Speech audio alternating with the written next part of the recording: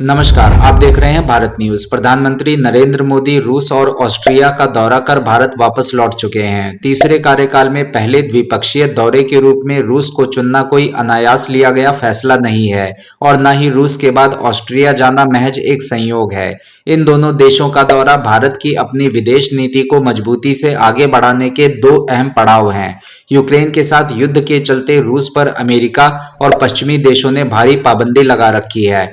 पश्चिमी देश चाहते हैं कि दुनिया के तमाम देश उनके प्रतिबंधों को माने और रूस को अलग थलग करने में उनका साथ दें, लेकिन भारत अमेरिका और पश्चिमी देशों के इशारों पर कतई नहीं चलना चाहता और न ही चल रहा है। इसकी मोटे तौर पर दो वजह हैं। एक तो भारत की अपनी जरूरत और रूस के साथ भारत की पुरानी दोस्ती और सहयोग, दूसरा विदेश नीति में अमेरिकी चौधराहट और पश्चिमी वर्चस्व को तोड़कर मल्टीपोलर यानी कि बहुध्रुवीय विश्व व्यवस्था की तरफ कदम।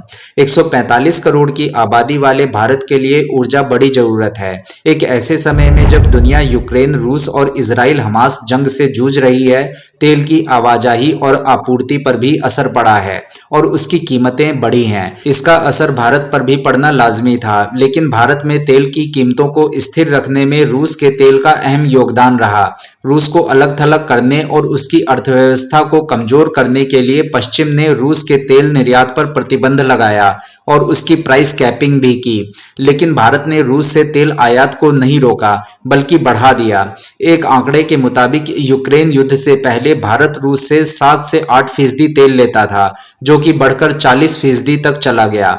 भारत को ये तेल भी रियायती दरों पर मिला। जानकारों की राय के मुताबिक भारतीय तेल कंपनियों ने अप्रैल 2022 से मई 2024 के बीच $10 बिलियन की बचत की। चीन रूस के तेल का 50% तक का हिस्सा खरीद रहा है। पश्चिम के कई देश चीन के मामले में कह रहे हैं कि यह ब्लड मनी है, लेकिन भारत के मामले में वे नाखुशी तो जताते हैं, लेकिन ब्लड मनी जैसे कठोर शब्द का इस्तेमाल नहीं करते। उल्टा अमेरिका जैसे देश से इस तरह के बयान आते हैं कि रूसी कच्चा तेल रिफाइनरी में रिफाइन होने के बाद रूसी नहीं रह जाता। जाहिर सी बात है कि इस बयान में पश्चिमी देशों की वो मजबूरी भी छिपी है जो बताती है कि रिफाइनरी से निकलने के बाद कैसे कई देश उसे खरीदकर अपनी जरूरत पूरा कर रहे हैं। रूसी तेल पूरी तरह बंद कर देने से दुनिया की अर्थव्यवस्था का भट्टा बैठ जाएगा। भारत का रूस से तेल लेना इसे सहारा देता है। अंदर ही अंदर पश्चिमी देश इसे महसूस भी कर रहे हैं। जहां तक रूस यूक्रेन युद्ध की बात है तो भारत पहले दिन से कहता रहा है कि युद्ध किसी समस्या का समाधान नहीं है। प्रधानमंत्री मोदी यूक्रेन के राष्ट्रपति जेलेंस्की और रूस के राष्ट्रपति पुतिन से कई बार फोन पर और आमने सामने की मुलाकातों में शांति वार्ता की वकालत करते रहे हैं। सितंबर 2022 में उन्होंने राष्ट्रपति पुतिन से उनके मुंह पर कह दिया था कि ये युद्ध का काल नहीं है। प्रधानमंत्री मोदी ने इस बार तो और साफ कर दिया है कि युद्ध के मैदान से समाधान नहीं निकला करते।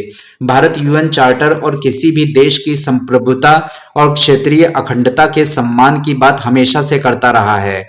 भारत रूस यूक्रेन युद्ध में आंख मूंदकर अमेरिका और पश्चिमी देशों का अनुसरण नहीं कर रहा, बल्कि अपना दम दिखाते हुए अपनी बात कर रहा है, चाहे किसी को भला लगे या बुरा।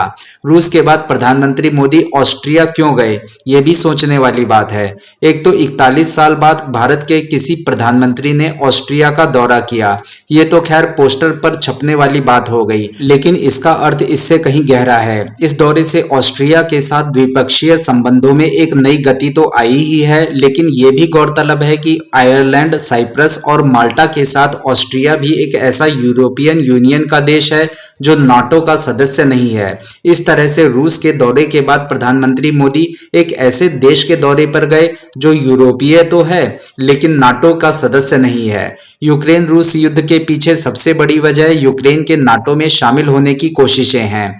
दरअसल रूस नाटो को फूटी आंख नहीं देखना चाहता।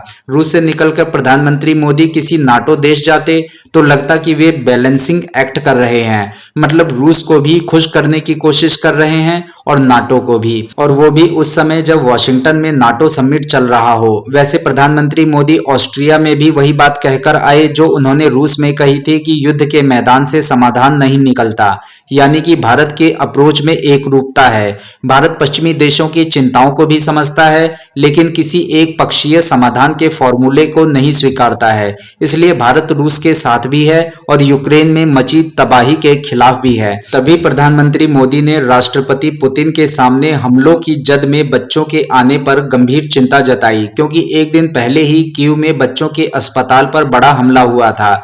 उधर दूसरी तरफ अमेरिका के साथ भारत की रणनीतिक साझेदारी है और कई क्षेत्रों में बहुत ही नजदीकी सहयोग भी है। अमेरिका भी भारत को अहम साझेदार मानता है। वह भारत पर यह जिम्मेदारी भी डालता है कि रूस को शांति के लिए मनाने की जिम्मेदारी उसकी है।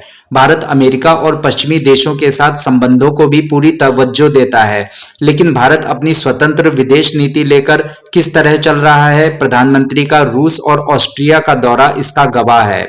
आज की खबर में बस इतना ही। देश दुनिया की अन्य खबरों को जानने के लिए देखते रहिए भारत न्यूज।